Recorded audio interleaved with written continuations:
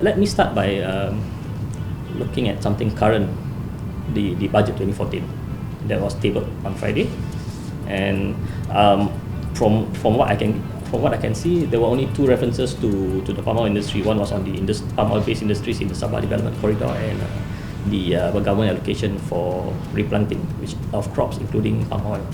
What stands out in the budget, good or bad? Overall, I think the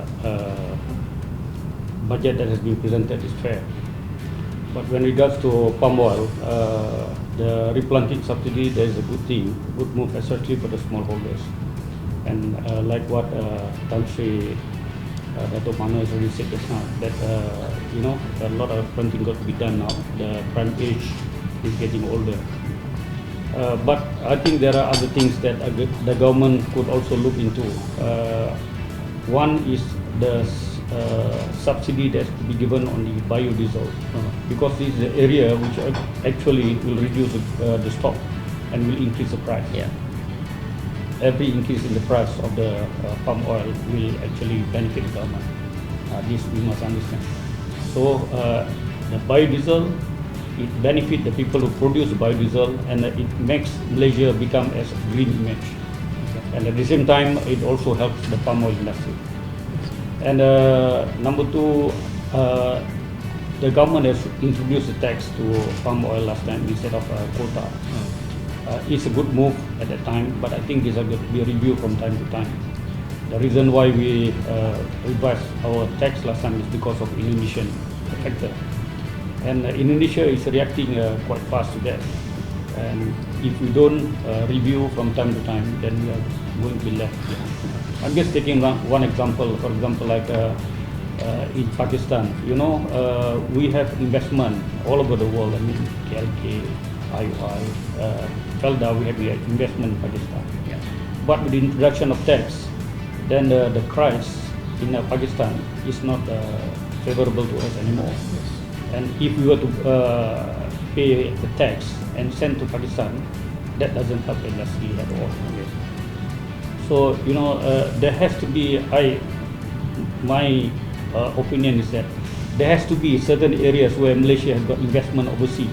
The government has got to look into this. Yes. Maybe we give some special quota, to help those investment overseas to run. Okay. In Pakistan, for example, there are numbers of refineries who are already on the verge of closing down because they cannot bring in palm oil anymore because of the duties. And even the one that runs, they will try to get it from Indonesia. So meaning that we become not competitive anymore. When you look at this, it has to be looked from time to time. And other than that, I think there are certain things that the government has done, the subsidy that they give to the fertilizer, and all these things. Overall, it's fair, but we have to look at certain areas. Sure. An anti-palm oil lobbying effort by Western NGOs and some of their great politicians has to be a matter of great concern to our industry, because it is a negative campaign and could affect the image and the acceptance of palm oil to the consumers, and that would disturb our market opportunity. So being concerned means we have to take necessary steps or actions to counter the allegations or the whatever negative aspersions leveled at us by the environmental NGOs or their cronies, if you like. And there are many supporters, zoos and green MPs of the Europe, Australian and even US. So as they go along, they kind of combine local farm interests like our competing oilseeds, putting their interests squarely together with the environmental NGOs or anti-palm oil campaign, because this would mean better market share or better dominance of the local market for them. They don't want competition.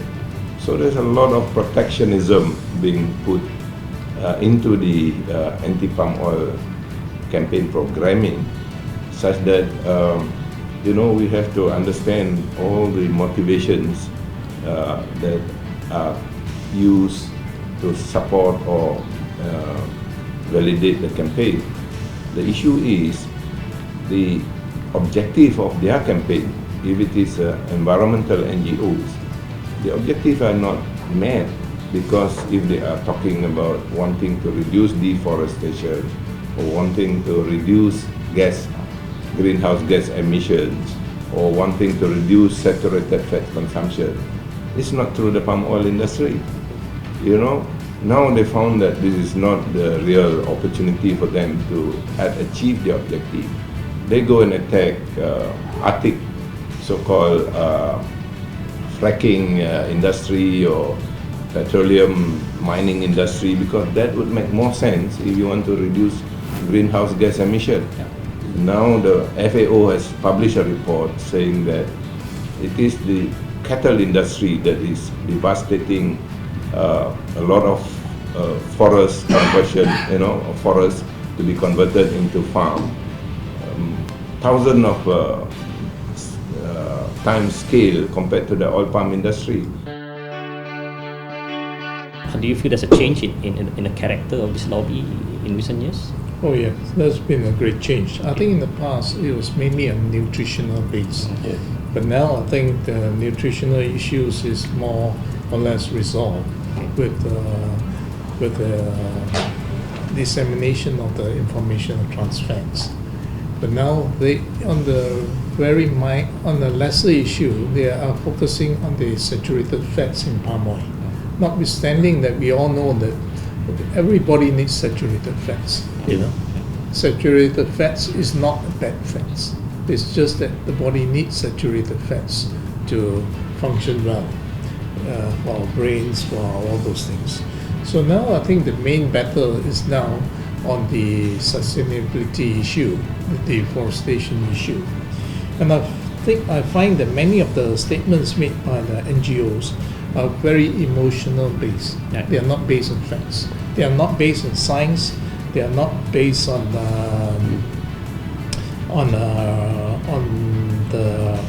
what is logical.